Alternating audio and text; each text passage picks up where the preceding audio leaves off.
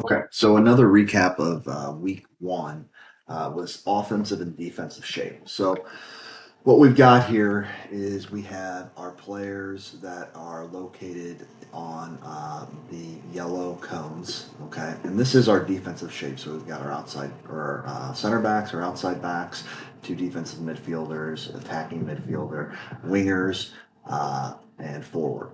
And so, as we can see here, is the conceptually what we're trying to do is we're trying to condense the middle of the field, which is the most dangerous part of the field, and we're leaving the flanks open because they're less dangerous.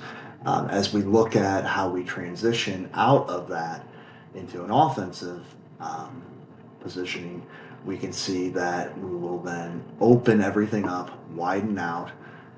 The attacking center midfielder, our forward's going to push on to wherever that the top back line is to give us the most depth. Our nine or attacking center midfielder is going to kind of take that space that the forward vacated because that will typically leave a void there or be in support someplace else. But everybody opens up and creates more space. So clearly, what we're looking to try to do is we are looking to try to condense things when we don't have the ball and then open up space when we do have the ball.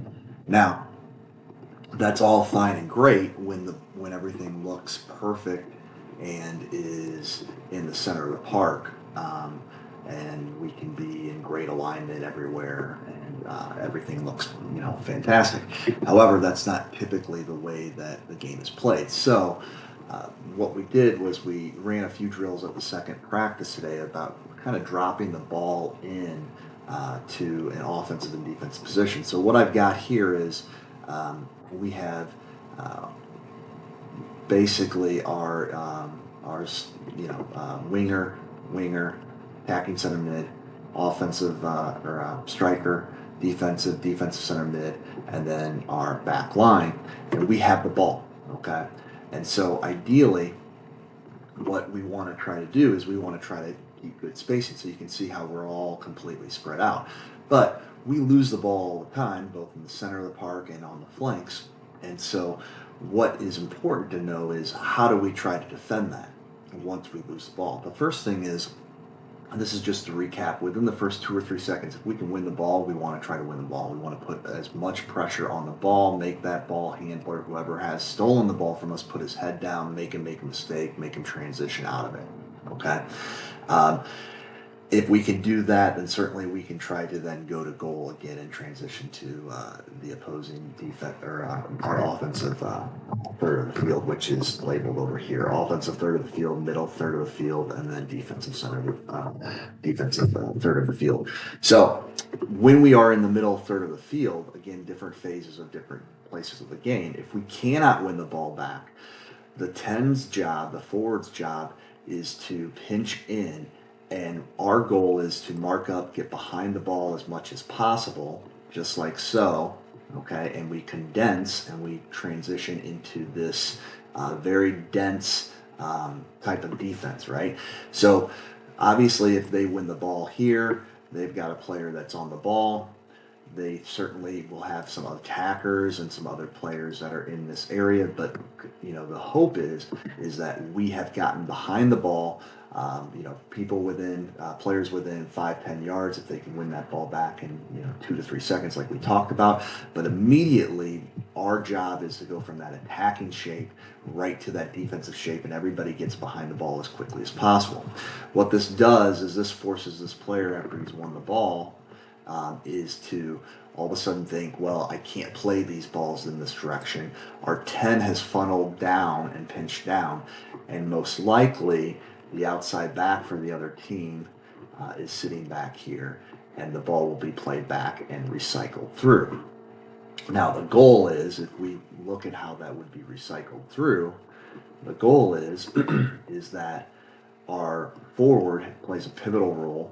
All of our center midfielders are going to be staying attached to their mark. So we're playing this hybrid zonal defense on the back line, and then in the center of the park with our three central midfielders, we're going to be staying on our marks, on our man-to-man mark. And so 10 takes a path in this direction thinking and making their outside back believe that he's coming to put pressure on and win the ball. But truthfully, what he's wanting to do is he's wanting to force this ball to go back around. Oops. Where as that ball's transitioning, these guys are shifting. Everybody's shifting over, and big ball is played from 5 to 7 on the outside here. They're outside back, and our wingers jumping that. Okay, so 10 is putting kind of a pseudo fake pressure on 4, knowing that 4 is going to make a play to either 6 or 7.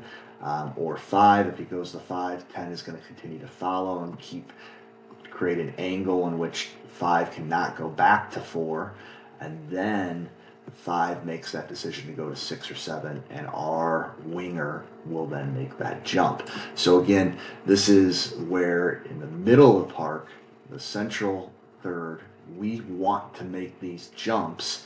Obviously, if our winger jumps, our 4 is going to follow and transition over just like so. They will have a winger out on this side also, where that 4 will then cover that winger. Okay, and that's how that looks. Compared to the previous video, when we're sitting in our defensive third, we're not making those jumps as significant. Okay, we're not trying to force the ball. What we're trying to do is funnel the ball just to the sides. Okay, and keep the ball out of this dangerous area right here, which would be that area there, so to speak. Okay, so that's the big difference between the different phases of central third of the field versus defensive third of the field. Okay, hopefully that makes sense. Let me know in the comments.